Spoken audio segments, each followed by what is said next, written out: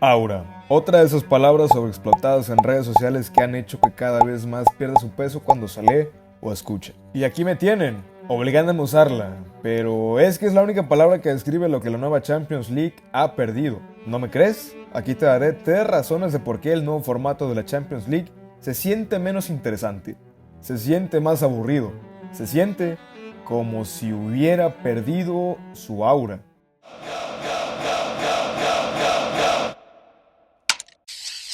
La primera fase de la nueva Champions ha terminado y creo que a este punto no es necesario explicar cómo funciona su nuevo formato, porque seamos honestos, o nadie le entiende o a nadie le importa. Además de que ya sabemos cómo terminará de todas maneras.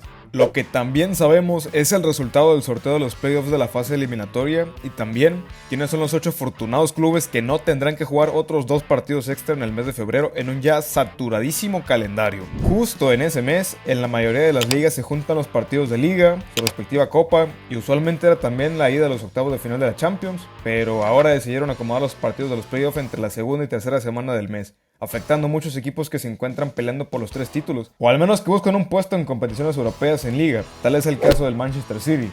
A pesar de prácticamente estar fuera de la pelea por la Premier, bueno, o eso quiero creer, estas últimas jornadas parece que han retomado su nivel y se encuentran vivos en la pelea por el último puesto de Champions. Y es verdad que tienen un plantel envidiable que les permite situaciones como estas, pero quiero que echen un ojo a su calendario. Sacando cuentas, nos da un promedio de un partido cada 4 días, una saturación excesiva de partidos que es justo el primer punto a mencionar.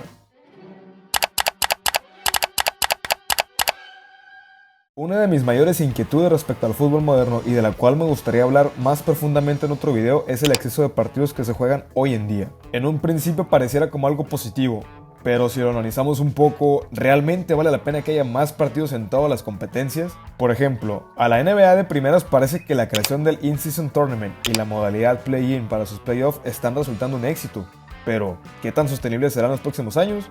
No lo sabemos, y como estamos hablando del fútbol, pasemos a lo siguiente. La FIFA se caracteriza por tomar decisiones muy polémicas, y una de esas en los últimos años ha sido la de aumentar el número de participantes en los mundiales, pasando de a jugar con 48 selecciones en lugar de 32 a partir del Mundial de 2026. La UEFA por su parte no se quiso quedar atrás y siguió con esa corriente, aumentando el número de equipos participantes en sus 3 competiciones de clubes internacionales: Champions League, Europa League y Conference League. No tan radical como el Mundial, pero sí pasando de 32 a 36 en cuanto a sus participantes, sin contar obviamente las rondas clasificatorias. Lo cual significa más dinero para ellos, más encuentros para disfrutar.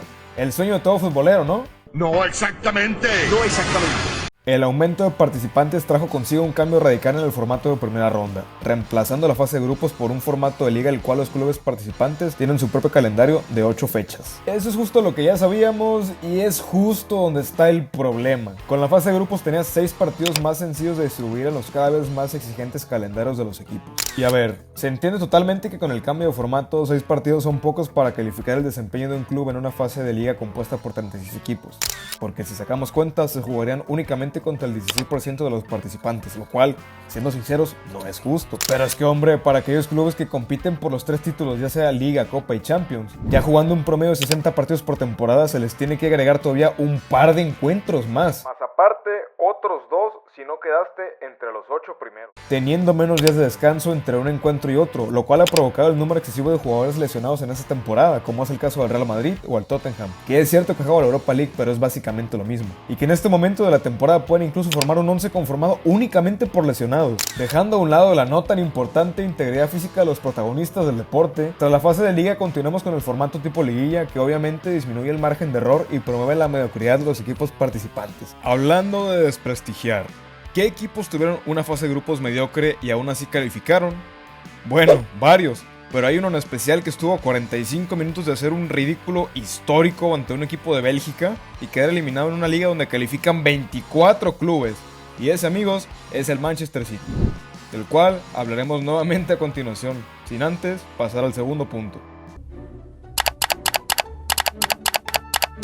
A ver, como mexicano y fanático del fútbol, he consumido la gloriosa Liga MX y su inigualable liguilla durante la mayor parte de mi vida. Todos sabemos que en México se presume la Liga MX como única, siendo aquella en donde cualquiera puede ser campeón. ya que no importa si tuviste un semestre malísimo, pero si ganaste los últimos 4 partidos de liga, puedes clasificar como octavo o hasta 12º y aún así ser campeón. Tal es el caso de, curiosamente, nuestros últimos 2 campeones. América apenas en el torneo pasado, que finalizó como octavo, y Tigres en el Clausura 2023, que finalizó como...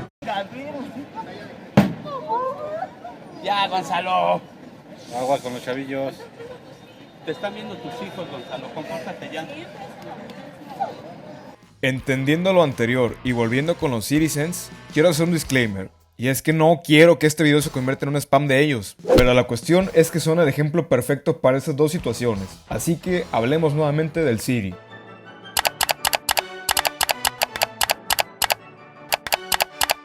Entre el divorcio, los 115 cargos en el juicio en contra de la FA, la lesión de Rodri y el fichaje de un uzbeco con la cara de mayor preocupación posible. Es que el pobre de Kozanov parece que vive con delirios de La temporada para Guardiola y su equipo ha sido, por lo menos, y siendo muy amable con el español, atípica, llegando a acumular 7 partidos sin conocer la victoria en todas las competencias en algún momento de la temporada. Si nos enfocamos únicamente en su desempeño en la Champions League, sumaron 2 empates, un soporífero 0-0 ante el Inter y una pecheada histórica ante el Feyenoord después de desperdiciar una ventaja de 3-0, 3 derrotas, un 4-1 de la mano del Sporting de Portugal y sobre todo de Víctor Gyökeres, un 2-0 de la infumable Juventus de Thiago Motta y un 4-2 en el duelo de millonarios de Medio Oriente ante el PSG. Y 3 victorias contra equipos bananeros que, pues, la neta no vale la pena mencionar. A pesar de eso, los Sky Blues aún tienen altas posibilidades de dar la campanada y ¿quién te dice no sean campeones? Que siendo honestos, es que no va a pasar. Porque les tocó una vez más el Real Madrid, pero pues ustedes me entienden. El problema no es que ganando 4 partidos en primera fase tengas aún posibilidades de ser campeón. Porque incluso si bien recordamos, la Atalanta se quedó a 3 minutos de alcanzar las semifinales en la temporada 2019-2020 en una pechada histórica en esa bizarra Champions League en plena pandemia, después de perder sus primeros 3 juegos en la fase de grupos. La cuestión es que con el nuevo formato te puedes dar el lujo de perder la mitad de los partidos, ya que tus tropiezos no van a significar nada, y más aún si hay equipos que están jugando peor que tú. Y por otro lado, para aquellos equipos que sí hicieron bien su chamba y ganado la mayoría de los partidos de liga, ¿realmente hay un beneficio para ellos? Pues no, porque no es como que terminar en primer lugar te asegura el título o al menos un puesto en la final o mínimo en las semifinales. Igualmente tienes que pasar por todas las rondas eliminatorias siguientes y enfrentarte en contra de equipos que sin haberlo merecido te pueden dar la sorpresa y hasta terminar eliminándote a la primera que te descuides, tirando a la basura esa impecable primera fase y restando méritos a los que sí se tomaron en serio el torneo, algo así como en la liguilla del fútbol mexicano. Creo que se entiende a lo que me refiero. Y continuando con los partidos que no significan nada y antes de que me empiece a enojar, pasemos al tercer y último punto.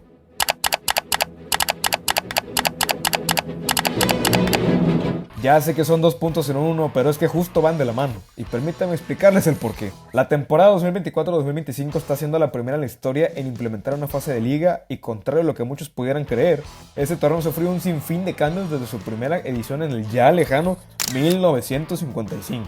Y que siendo sincero es muy tedioso de explicar, pero en resumidas cuentas, desde su creación hasta antes de la temporada 91-92, la Copa de Europa se jugaba a una eliminación directa.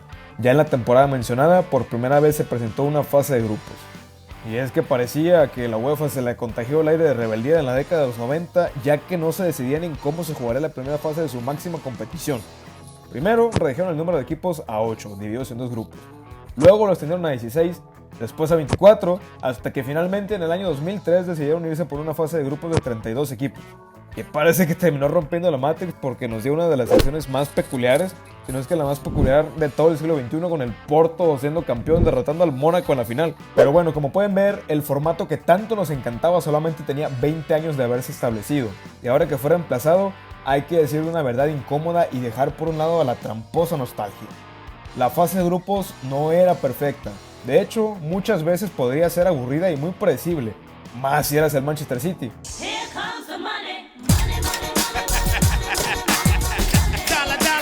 Es que me parece increíble los rivales que le tocaron entre las temporadas 2017 y 2020 y en 2023. Volviendo con los grupos, no es un secreto que usualmente se conformaban por 2 equipos candidatos.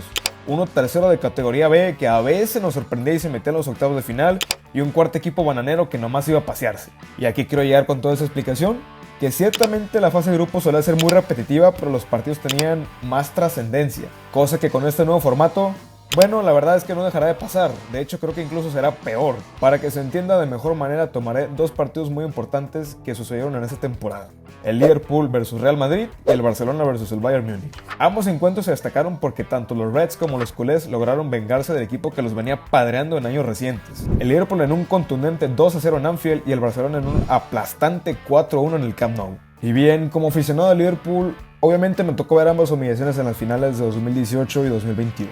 Además de los encuentros en 2021 y 2023, donde se presumía sería la venganza por las finales perdidas y en donde no metieron ni las manos en la eliminatoria en contra de los merengues. Si les soy sincero, me dio mucho gusto ver cómo Conor Bradley trajo de hijo a Mbappé en todo el juego. Y por supuesto, el por fin poderles verles ganar al Madrid. Pero es que hubiera preferido que rompieran la mala racha en un duelo de mayor impacto, ya fuera en alguna fase eliminatoria o complicando su clasificación en la fase de grupos y mandándonos a la Europa League o algo así, en una jornada 5 de una insípida fase de liga. Y si algún aficionado del Barcelona está viendo este video, me encantaría saber lo que sintieron ellos cuando después de tantas eliminaciones consecutivas su equipo aplastó a los bárbaros. Pero es que personalmente a mí lo Liverpool no me causó absolutamente nada. Y ese, amigos, creo que será el problema de ahora en adelante con la nueva Champions. Gracias al sorteo de cada equipo, las posibilidades de que los grandes, poderosos o como les quieran llamar se enfrenten serán más altas. Todo esto solo me hace recordar aquella magia que se sentía al conocer los duelos de los octavos de final en diciembre y saber que tienes que esperar ansiosamente hasta el mes de febrero para ver ese PSG vs Real Madrid, ese Atlético de Madrid vs Chelsea o ese Juventus vs Bayern. Toda esa magia habrá desaparecido porque ahora las posibilidades de que esos duelos ocurran serán no una, sino hasta 2 veces en la misma temporada. Y a ver, tal vez sea algo hipócrita de mi parte porque en 3 temporadas consecutivas ya vimos que el campeón siempre se decidió entre el duelo del Real Madrid versus el Manchester City. Incluso en años anteriores, como presenciamos el Real Madrid versus Bayern Múnich hasta cansarnos. O en años más atrás, cuando la Barcelona disputaba sus nuevos clásicos ante el Chelsea y el Paris Saint-Germain.